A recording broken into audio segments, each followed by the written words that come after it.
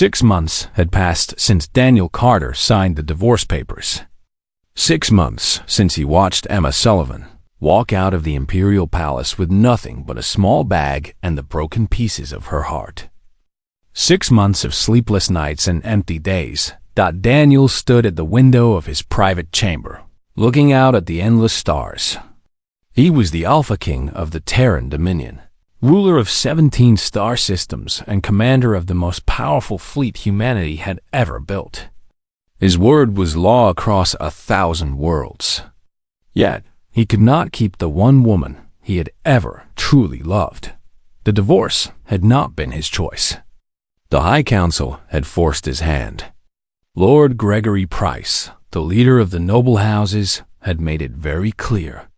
Emma Sullivan was common-born, raised on a dusty frontier colony world called Haven. She had no noble blood, no political connections, no wealth. In the eyes of the council, she was not fit to sit beside the Alpha King. Daniel had fought them at first. He had argued and shouted and threatened. But Price was clever. He had gathered support from the other noble houses. Together, they controlled nearly half the military fleet. Without their ships, the Dominion would be weak. The Valkyrie Empire was growing bold on the border. War could come at any time. Choose, Price had told him with a cold smile.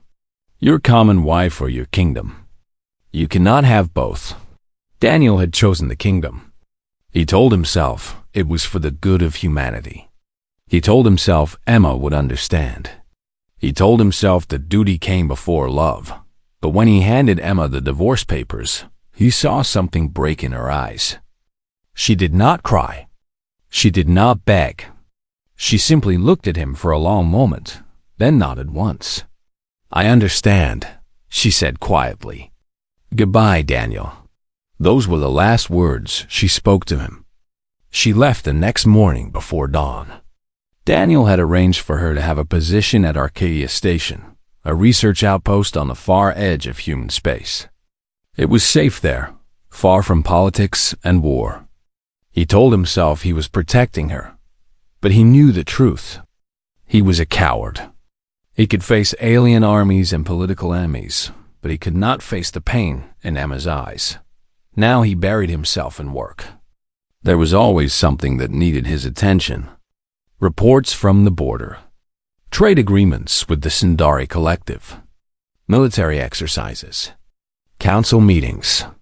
He filled every hour with duty because the alternative was thinking about her. Admiral Lucas Perry entered the chamber. He was a tall man with gray hair and a face weathered by decades of space travel.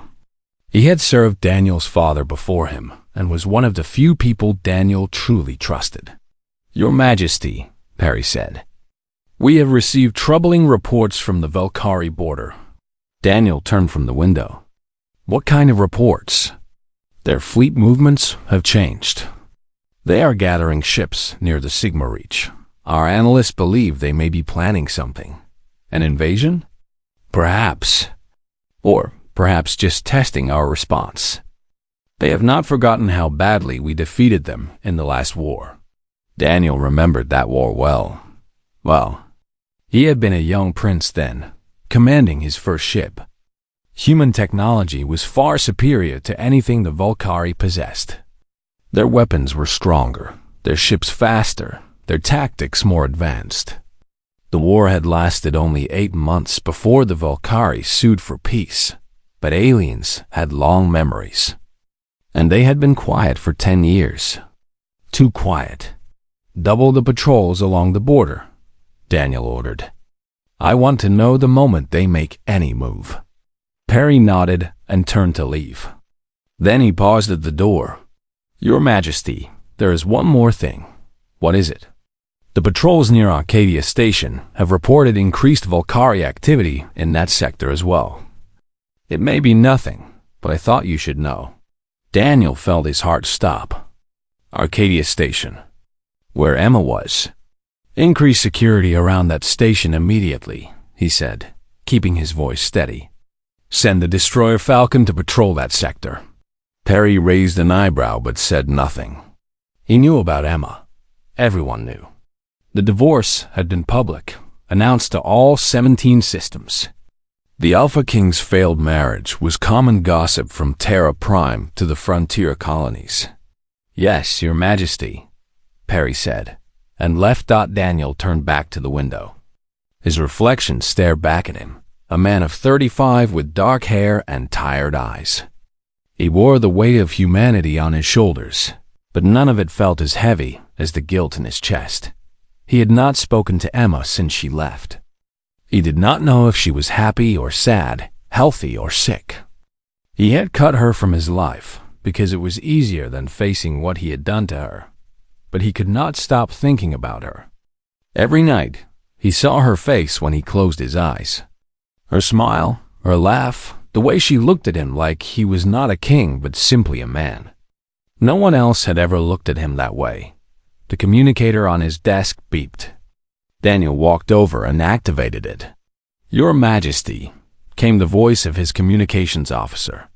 "We are receiving an emergency signal from Arcadia Station. They are under attack."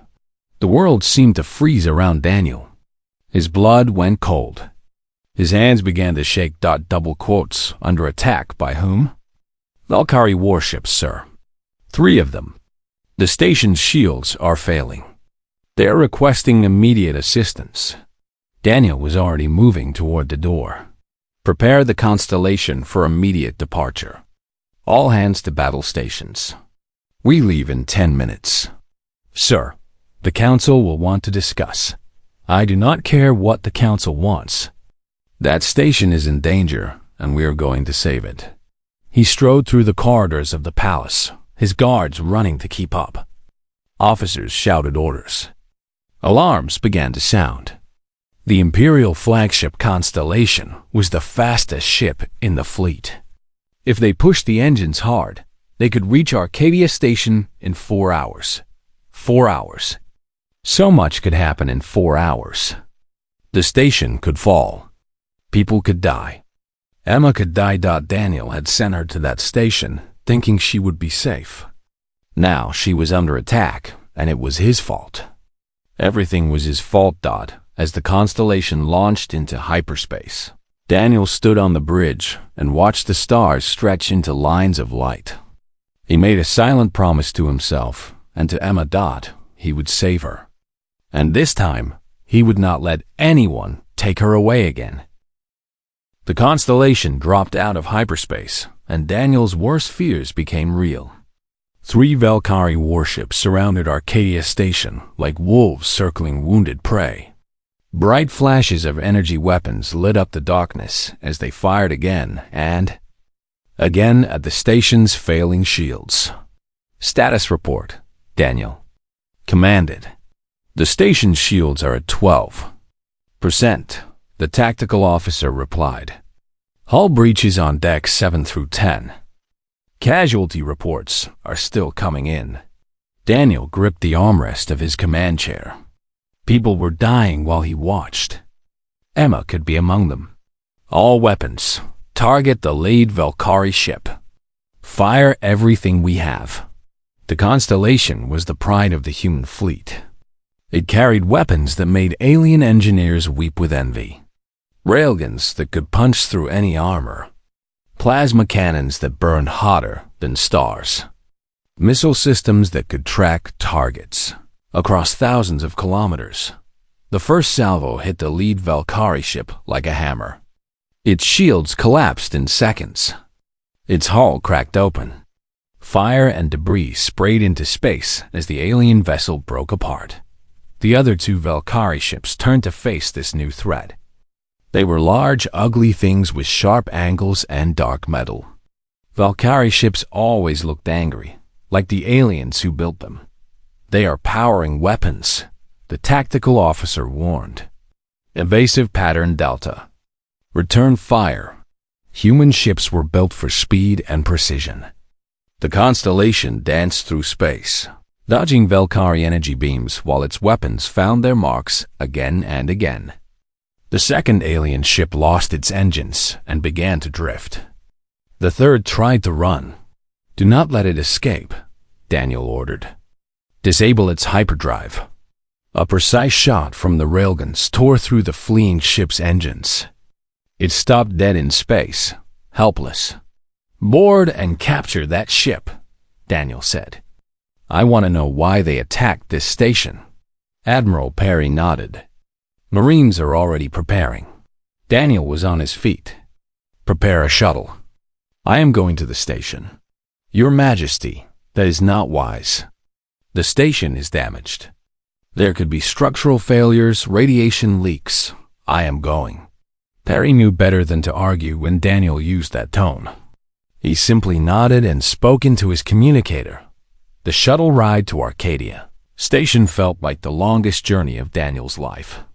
Through the viewport, he could see the damage up close. Entire sections of the station were dark. Emergency lights blinked red through cracked windows. Escape pods floated nearby, their passengers hopefully safe.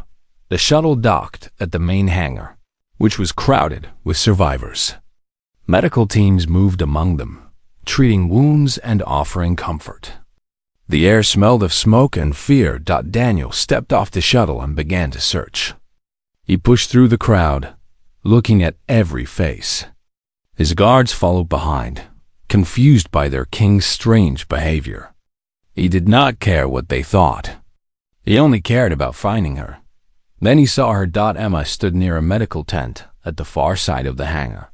Her auburn hair was longer than he remembered, falling past her shoulders. Her face was smudged with dirt, and there was a cut on her forehead. But she was alive. She was breathing. She was there. Relief flooded through Daniel so strongly that his knees almost gave out.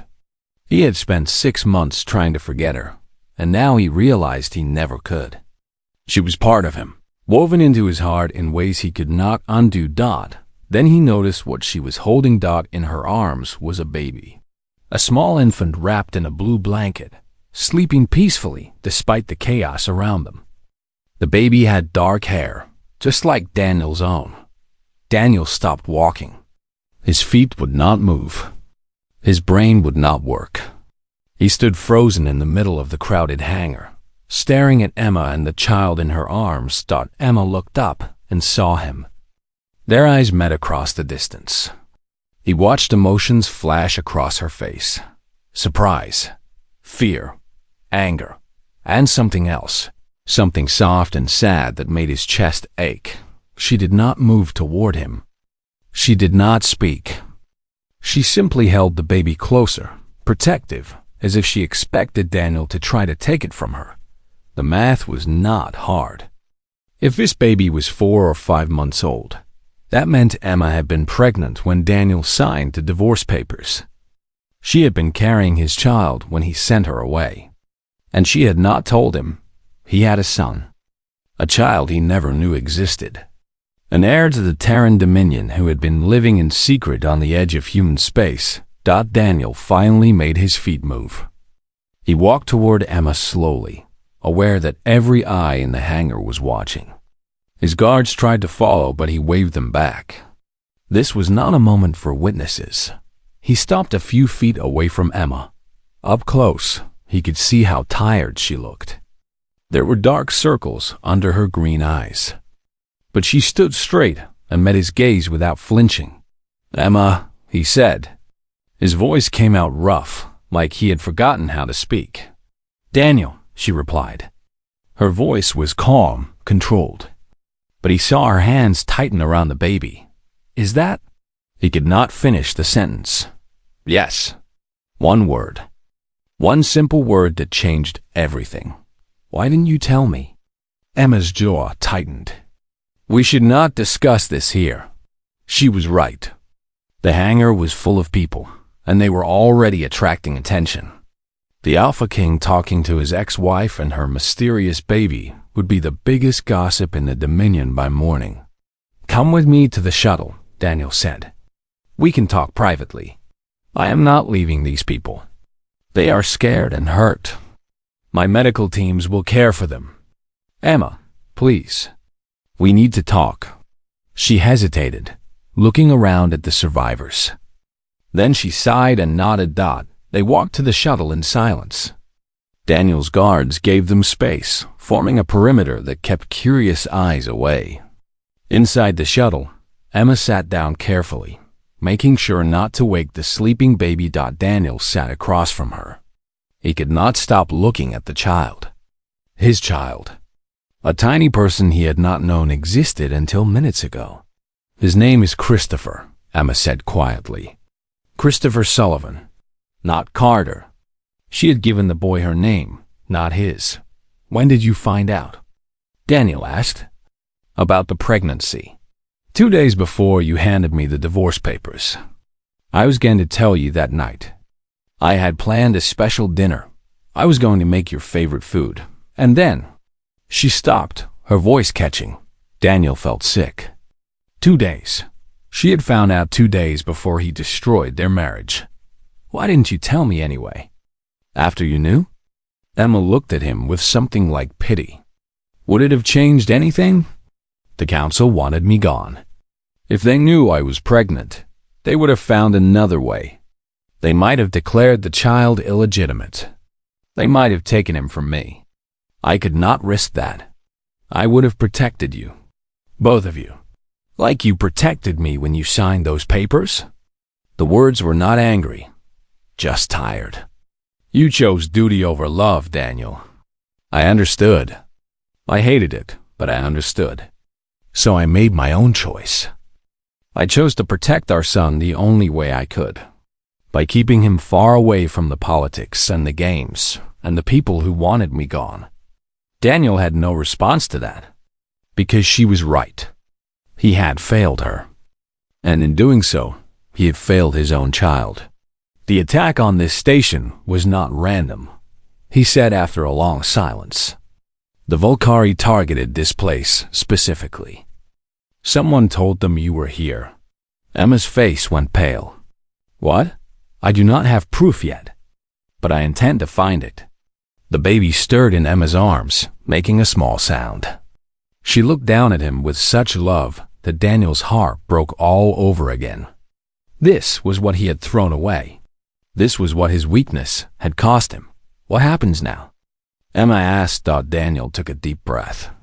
You come back to Terra Prime, both of you. I will not leave you out here where anyone can hurt you. The council. I do not care about the council.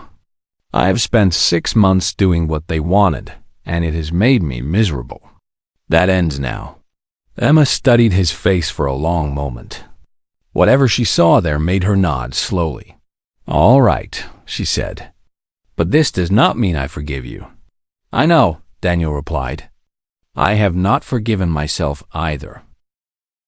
The journey back to Terra Prime took 3 days. 3 days of strange silence between Daniel and Emma. 3 days of stolen glances and unspoken words. 3 days of Daniel watching his son sleep and wondering how he could have missed something so important. Christopher was a good baby. He rarely cried and seemed fascinated by everything around him. When Daniel held him for the first time, the boy looked up at him with dark eyes that seemed far too wise for such a small face. Daniel felt something shift inside him, some protective instinct that had been sleeping now awake. This was his son. His blood. His future. Admiral Perry brought news during the voyage. The captured Valkyrie ship had yielded valuable intelligence. Communication logs showed that the aliens had received information about Arcadia Station from a human source. The messages were encrypted, but Perry's codebreakers were working on them. Someone in the Dominion is a traitor, Perry said grimly. Someone with access to high-level information. Daniel knew who it was. He had no proof yet, but he knew. Lord Gregory Price had wanted Emma gone from the start. He had pushed for the divorce with almost obsessive determination. And he had spent the past 6 months positioning himself as the most powerful lord in the council. A war with the Valkyrie would give Price even more power. Military contracts would flow to noble houses that supported him. Emergency powers would let the council override the Alpha King on matters of security. And if Daniel were distracted or discredited, Price could move to control the throne itself. Thought it all made terrible sense. When the constellation arrived at Terra Prime, the capital city was in an uproar. Word had spread about Emma's return and about the child. News drones swarmed the spaceport, trying to capture images of the Alpha King's secret family. Daniel's security forces kept them back, but the damage was done. Within hours, everyone in the Dominion would know Daniel installed Emma and Christopher in the royal residence, in chambers not far from his own. He assigned his most trusted guards to protect them. Then he went to deal with the council. The emergency session had been called by Lord Price himself. Daniel was not surprised. The man moved fast when he sensed opportunity. The council chamber was a grand space with tall columns and a domed ceiling painted with stars. Holographic displays showed the 17 systems of the Dominion, each one represented by a noble house. The lords and ladies sat in their assigned seats, their faces showing various degrees of curiosity and concern. Lord Gregory Price stood at the center of the chamber. He was a tall man in his 60s, with silver hair and cold blue eyes. He wore expensive robes and carried himself like he believed he was the most important person in any room. Right now, he probably thought he was right. "Your Majesty," Price said as Daniel entered, "we are pleased you could join us." His tone made it clear he was not pleased at all. Daniel took his seat at the head of the chamber. "You called this meeting, Lord Price. Say what you have to say." Price smiled thinly. "The Council is concerned about recent events. The attack on Arcadia Station, the involvement of Velkari forces, and, of course, the return of your former wife and her child." "Her child is my child," Daniel said. "My son and heir." Murmurs rippled through the chamber. Several lords exchanged glances. "Is that so?" Price asked. "You expect us to simply accept the word of a common-born woman? For all we know, this child could be anyone's. The timing is certainly convenient." Daniel felt anger rise in his chest. "Be very careful with your next words, Lord Price. I am merely expressing the concerns of the Council. We worked hard to remove unsuitable influences from the throne. We did this for the good of the Dominion, for the purity of the royal bloodline. Now you bring this woman back and claim her child is yours. Surely you can understand our skepticism. I can order genetic testing if that will satisfy your curiosity," Daniel said coldly. "Though I wonder why you are so eager to discredit my son. I am eager to protect the Dominion from scandal and weakness. A king who cannot control his own family cannot be trusted to lead." Several lords nodded at this. Price had supporters, more than Daniel had realized. 6 months of maneuvering had built the man a powerful coalition. "Speaking of weakness," Daniel said, "let us discuss the attack on Arcadia Station." The Velkari knew exactly where to strike. They had information that only someone with high-level access could provide. The chamber went quiet. "Are you suggesting a traitor in our midst?" Price asked, his expression unchanging. "I am stating a fact. Someone told the Velkari about that station. Someone who wanted the people there harmed. Perhaps your wife made enemies during her time at court. Common-born people often do, through jealousy and inappropriate ambition." Daniel stood. His guards tensed, hands moving to weapons. "Emma Sullivan has more honor in her smallest finger than you have in your entire body. Lord Price, she saved lives during that attack. She protected wounded civilians while your precious noble-born officers were hiding in escape pods." Price's smile flickered. "Bold words, Your Majesty. But words do not change facts. The woman and her child are a distraction. With war threatening on the border, we need a king focused on matters of state, not domestic drama." "There would be no war if you had not spent years provoking the Velkari," Daniel shot back. "Your trade policies strangled their economy. Your military exercises threatened their borders. You wanted conflict, Price. You have been pushing for it since before my father died. I want what is best for humanity. Unlike some, I do not let personal feelings cloud my judgment." The two men stared at each other across the chamber. The tension was thick enough to cut. "This session is adjourned," Daniel said finally. "We will continue this discussion when I have more evidence regarding the security breach." "The council has not finished," I said, adjourned. Daniel turned and walked out of the chamber. Behind him, he heard Lord's whispering and Price's voice raised in protest. He did not care. Let them talk. Let them scheme. He had bigger problems to solve. Back in the royal residence, he found Emma sitting by a window, watching Christopher sleep in his cradle. The setting sun painted everything in shades of gold and pink. She looked tired but calm. "How did it go?" she asked without turning. "Price is more dangerous than I thought. He has allies I did not expect. He always was ambitious. Even when we were married, I could see it. The way he looked at you, like he was measuring you for a coffin." Daniel sat down heavily. "I should have listened to you. You warned me about him. Would it have mattered? You had already chosen the throne over everything else." The words stung because they were true. "I am going to find proof that he is the traitor," Daniel said. "When I do, I will destroy him." Emma finally turned to look at him. "And what about us? What happens to Christopher and me while you fight your political battles? You stay here, where I can protect you, like before? Kept in a gilded cage until someone decides I am too troublesome and throws me away again? It will not be like before. I promise." Emma laughed softly. "Your promises do not mean much to me anymore, Daniel." He deserved that. He knew he did. "Then let me earn your trust again," he said. "Give me a chance to make things right." She looked at him for a long moment. Then she looked at Christopher, peaceful in his cradle. "For his sake," she said quietly. "Not for yours. I will give you one chance.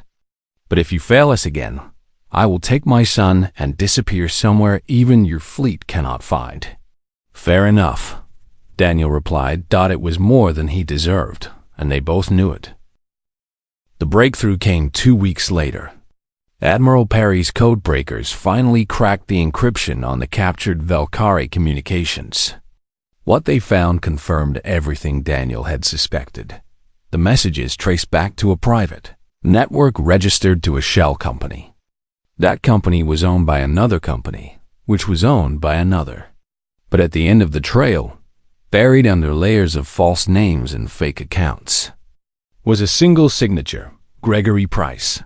The evidence showed months of communication between Price and Valkyrie intelligence operatives. He had provided patrol schedules, defense codes, and the locations of key personnel. In exchange, the Valkyrie had promised to support his bid for power once the current Alpha King was removed.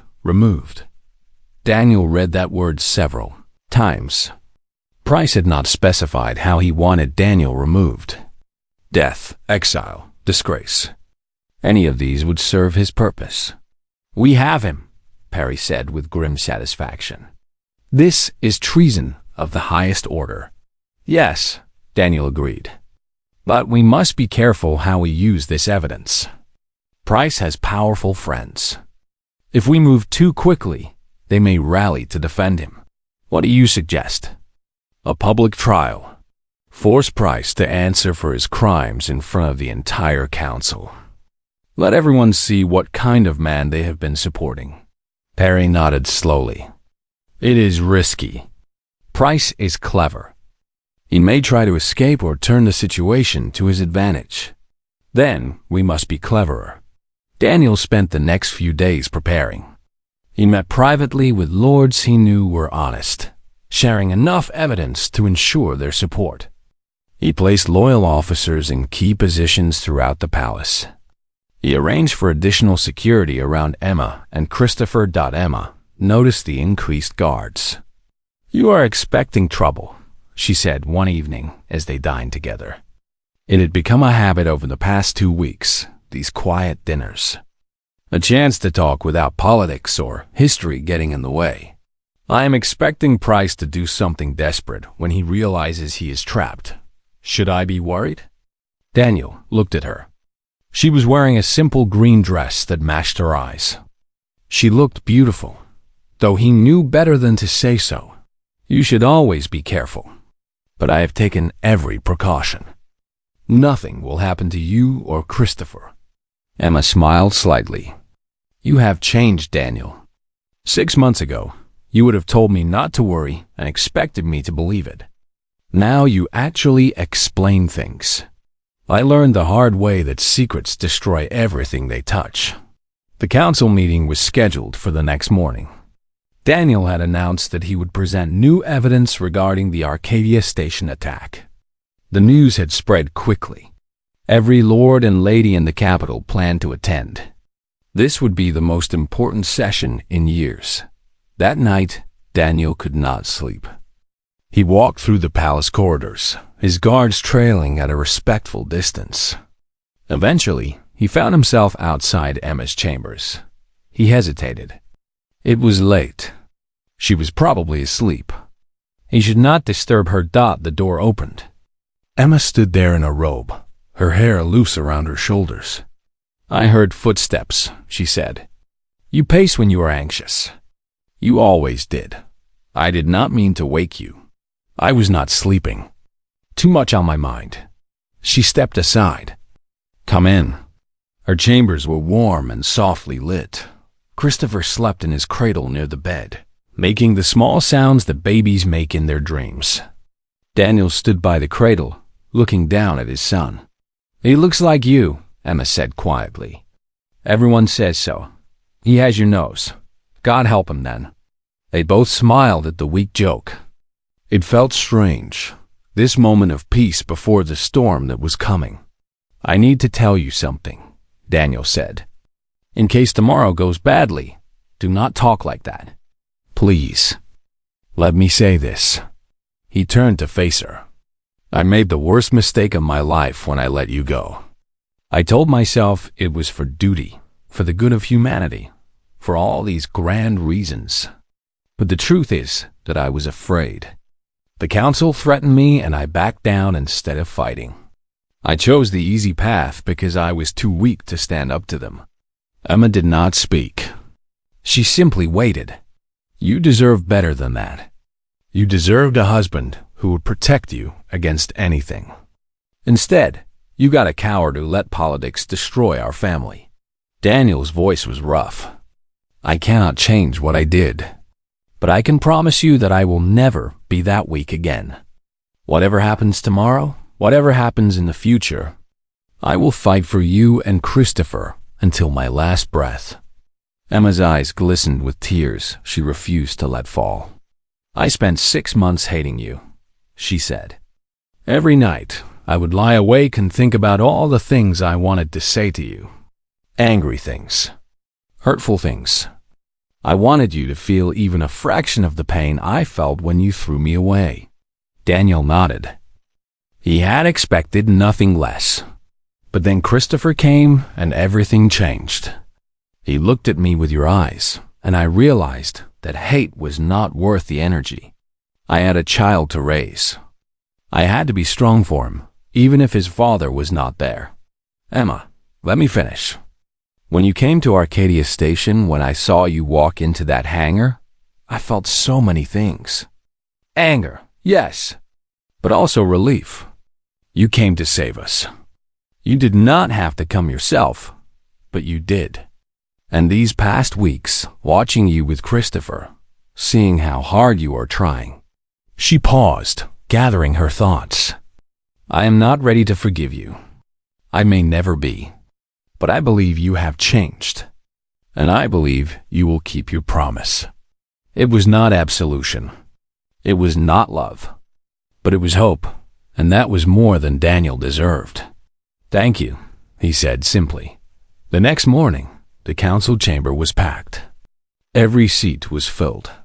Spectators crowded the galleries above. News drones hovered near the ceiling, broadcasting to every system in the Dominion. Lord Price sat in his usual seat, looking calm and confident. He had no idea what was coming. Daniel stood at the center of the chamber.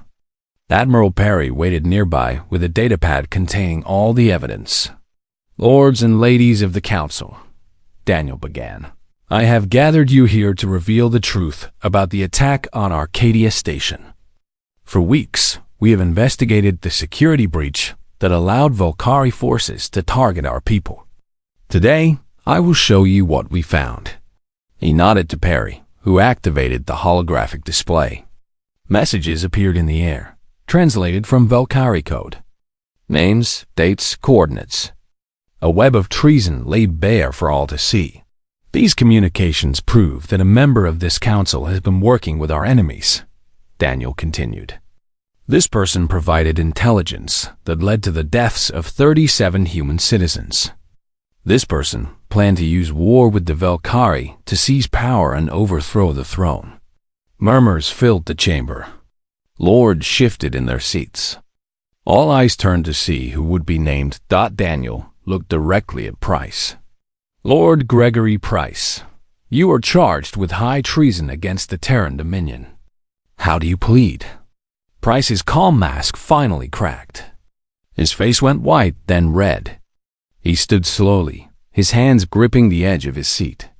"This is absurd," he said. "Fabricated evidence designed to discredit me. You are desperate, Your Majesty. Your common-born wife has clouded your judgment. The evidence speaks for itself. It has been verified by independent analysts. Your own communications condemn you. I deny everything. This is a political attack, nothing more. Then you will have the chance to defend yourself at trial. Guards, take Lord Price into custody." What happened next seemed to move in slow motion. Price's hand went to his belt and emerged with an energy pistol that should have been confiscated at the door. Someone on his security team had failed or been bribed. "You think you can destroy me?" Price shouted. "I have worked too long, sacrificed too much. I will not let some weak king and his breeding mare ruin everything." He raised the pistol toward Daniel. A shot rang out from the gallery. Price crumpled to the floor, the pistol flying from his hand. Blood spread across his expensive robes from a wound in his shoulder. Daniel looked up. Emma stood in the gallery, lowering a sidearm she had hidden beneath her coat. Her face was pale but determined. "My father was a colony defense officer," she said into the stunned silence. "He taught me to shoot before I could read." The chamber erupted in chaos. Guards rushed to secure Price. Lords shouted questions. Drones zoomed closer to capture every moment. Daniel looked at Emma and felt something warm spread through his chest. This woman, whom the council had called unfit, had just saved his life in front of everyone who mattered. She met his eyes across the distance and nodded once. He nodded back. The game had changed. The trial of Lord Gregory Price lasted 1 week. It was broadcast across all 17 systems of the Terran Dominion.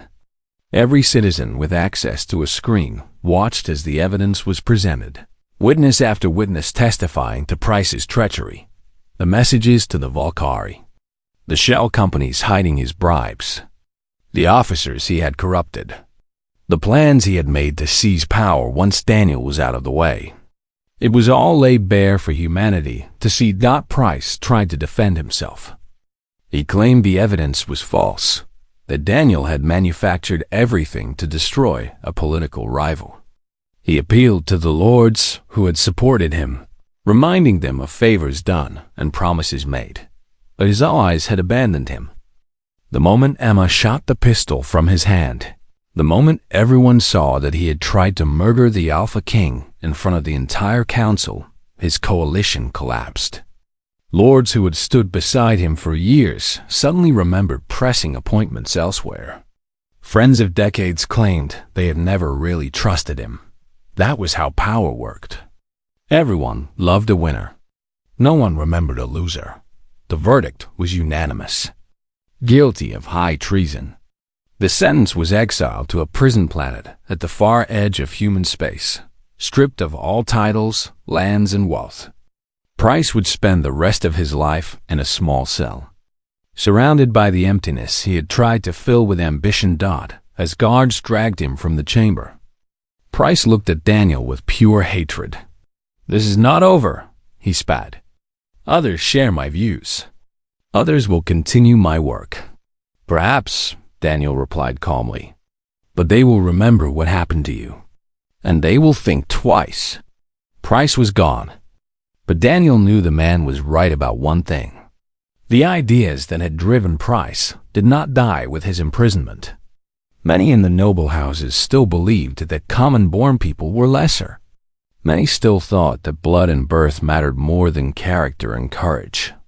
Changing laws was easy. Changing minds was harder.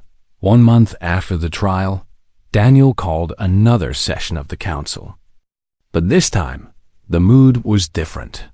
Lords who had once sneered at Emma now nodded respectfully when she passed. The shooting in the chamber had become legendary.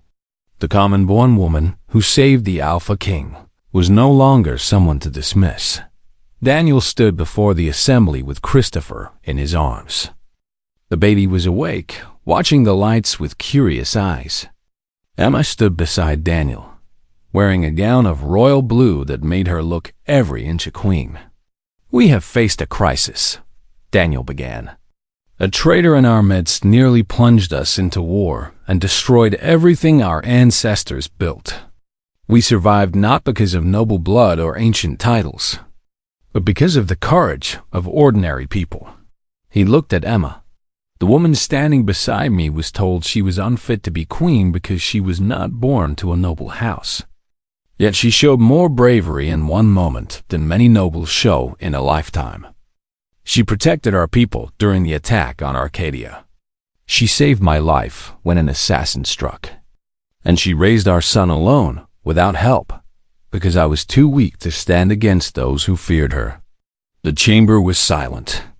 Every eye was fixed on Daniel. "I failed her. I failed our son. I let old prejudices and political games convince me to abandon the woman I loved. That was my greatest shame, and I will carry it forever." He paused, gathering himself.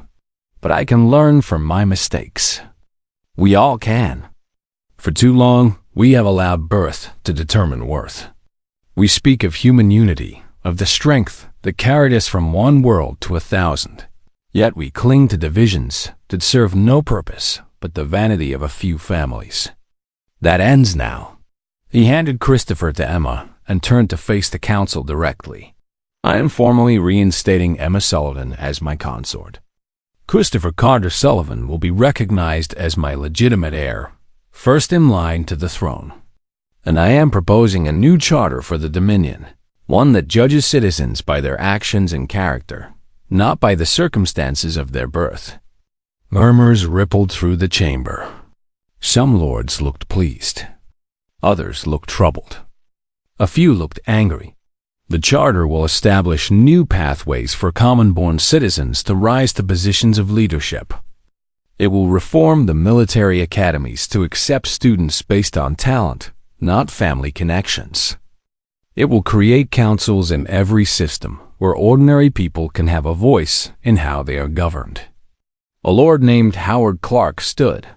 He was an older man, respected for his honesty, if not his ambition. "Your Majesty, these are significant changes. Some of my colleagues may be resistant." "I expect resistance," Daniel acknowledged. "Change is never easy." But humanity did not conquer the stars by clinging to comfortable traditions. We adapted. We evolved. We refused to accept limits that others placed upon us. That is what made us great. That is what will keep us great. The vote took 3 hours. Lords argued and debated. Old alliances shifted and new ones formed. But in the end, the charter passed. The margin was narrow, but it passed. That night, Daniel and Emma stood on the balcony of the royal residence, looking out at the capital city. Millions of lights sparkled against the darkness, each one representing a life, a story, a dream. "You know this is just the beginning," Emma said. "Laws are words on paper. Actually changing how people think will take generations." "I know. But we have to start somewhere." Christopher slept in his nursery nearby, guarded by soldiers Daniel trusted with his life. The boy would grow up in a different world than the one Daniel had known. He would inherit a dominion that was still imperfect, still struggling, but trying to be better. "Why did you really do it?" Emma asked. "The charter, the reforms. Was it all for me?" Daniel considered the question carefully. "Partly for you, partly for Christopher, but mostly because Price was right about one thing. The old system was broken. It elevated people for the wrong reasons and kept good people down. If we had lost the war with the Valkyrie, if the Dominion had fallen, it would have been because we were too busy fighting each other to face our real enemies. That is very practical of you. I am the Alpha King. I have to be practical." He smiled slightly. "But also, I love you. I never stopped loving you, even when I was too much of a coward to show it. And I want our son to grow up in a world where nobody can tell him his mother was not good enough." Emma was quiet for a long moment. Then she reached out and took his hand. "I am still angry at you," she said. "I probably will be for years. You broke my heart and left me alone during the hardest time of my life. I know. But I also see who you are becoming. And I think maybe I can learn to love that person. Eventually." "I will wait," Daniel said. "However long it takes." They stood together in silence, watching the stars. Somewhere out there, the Valkyrie were licking their wounds and planning revenge. Other alien empires watched humanity with jealousy and fear. The galaxy was vast and dangerous, filled with threats that had not yet revealed themselves. But humanity had faced threats before. They had risen from a single world to rule a vast expanse of space. They had defeated enemies who thought them weak, surprised rivals who underestimated them, built wonders that other species thought impossible. And they had done it not because of noble bloodlines or ancient traditions, but because of the strength that lived in every human heart. The refusal to accept defeat. The drive to push beyond every limit. The stubborn belief that tomorrow could be better than today. Daniel looked at Emma, at the woman who had endured so much and emerged stronger than ever. He thought of Christopher, sleeping peacefully, innocent of the struggles that awaited him. He thought of all the common-born people across the Dominion who would now have chances they never had before. The future was uncertain. There would be setbacks and failures. People like Price would always exist, trying to drag humanity backward into old hatreds and divisions. But there would also be people like Emma, people who refused to be defined by where they came from. People who proved their worth through action, not birth. That was what it meant to be human. "Come inside," Emma said, tugging gently at his hand. "It is cold, and tomorrow will be a long day." Daniel nodded. He took one last look at the stars, then followed her into the warmth. The Alpha King and the common-born woman who had never stopped being his queen. Together, they would build something new, something better, and nothing in the galaxy would stop them.